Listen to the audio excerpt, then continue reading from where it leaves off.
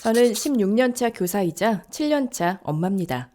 교육자로서 더 좋은 엄마가 되기 위해 노력했지만 정작 아이의 마음 하나도 읽지 못하는 날이 많았습니다. 아이는 친구들과 달리기 샵을 할 때마다 무조건 이기려고만 했습니다. 어쩌다 지기라도 하면 엉엉 울면서 달려왔습니다. 누굴 닮아 그렇게 승부욕이 과할까? 온종일 킥보드를 타고 논 아이에게 집에 가자고 했더니 아이가 못 들은 척을 했습니다. 저는 아이에게 버럭 소리를 질렀습니다. 말 안 들을 거야? 고집 좀 그만 부려! 외출할 때마다 매번 분홍색 옷을 달라고 떼를 쓰는 아이에게는 짜증을 냈습니다. 다른 색도 골고루 입어야지. 아이를 키우다 보면 아이가 이해 안 되는 순간이 많습니다. 수많은 시행착오를 거치며 깨달았습니다. 어른의 시선으로 아이를 판단하고 있었다는 것을 말입니다. 아이를 있는 그대로 보려고 노력했더니 아이의 행동이 이해되기 시작했습니다. 아이와의 관계도 훨씬 좋아졌습니다. 내 아이를 있는 그대로 보려면 어떻게 해야 할까요? 첫째, 무조건 이기려고 하는 아이. 욕심이 많은 걸까? 4살쯤 되자 아이는 친구들 사이에서 비교와 경쟁의 말을 하기 시작했습니다. 누가 먼저 하나? 준비, 시작! 내가 이길 거야!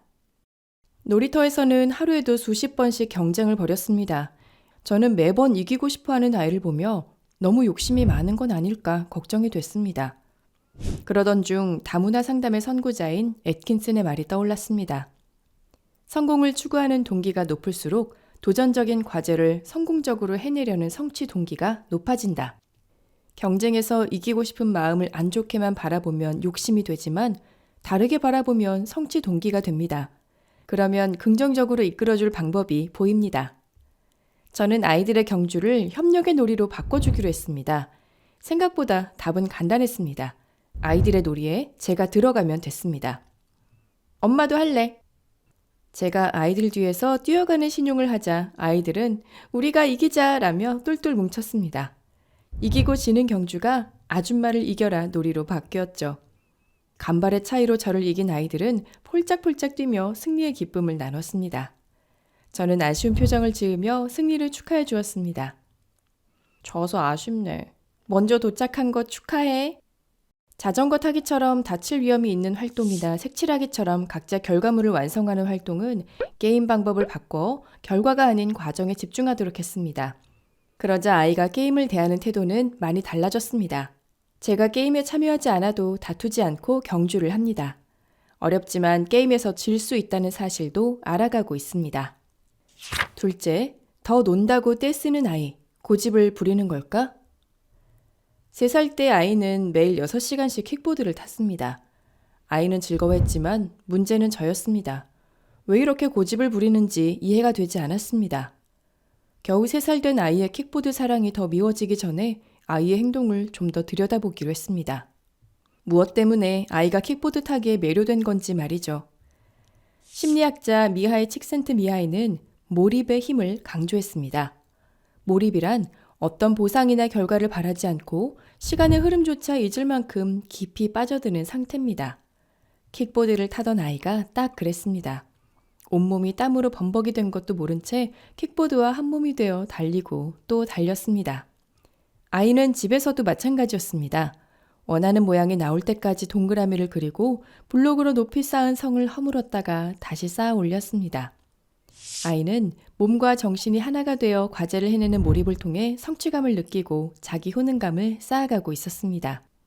저는 아이의 행동을 몰입으로 재해석하며 존중했습니다. 고집이 아니라 몰입으로 바라보자 킥보드를 타려고 노력하는 기특한 모습이 보였습니다. 야, 오늘 킥보드 실력이 쑥 자랐는데? 5살이 된 아이는 여전히 좋아하는 활동에 몰입합니다. 어느 날은 1시간 동안 종이로 하트 20개를 접고는 달콤한 성취감에 취해 잠들었습니다. 아이가 어떤 것에 눈길을 두고 있는지 관심을 기울여 보세요. 조금 너른 마음으로 아이를 관찰하면 그것과 하나가 되어 움직이는 아이의 몰입이 보일 것입니다. 셋째, 한 가지 색만 고집하는 아이. 집착이 심한 걸까? 3살부터 아이는 분홍색에 집착을 보였습니다. 아이의 시야가 좁아지는 건 아닐까 걱정이 됐던 저는 아이의 집착에 어떻게 대처해야 할지 궁금했습니다. 심리학자 에릭슨에 따르면 2, 3세의 아동은 주변 환경을 마음껏 탐색하며 스스로를 통제하고 조절하는 자율성을 기른다고 합니다. 이 시기에 자율성을 획득한 아이는 자기 일을 결정하고 실행하는 의지를 발휘하게 되지만 양육자가 부정적인 피드백을 주면 불필요한 수치심을 내재화할 수 있다고 했습니다. 저는 아이에게 다양한 색을 권하는 행동을 멈추기로 했습니다. 분홍색을 좋아하는 아이의 취향을 집착이라 비난하지 않고 있는 그대로 존중해 주었습니다. 3년 동안 분홍색만 사용하던 아이는 6살을 앞둔 지금 더 이상 분홍색을 고집하지 않습니다.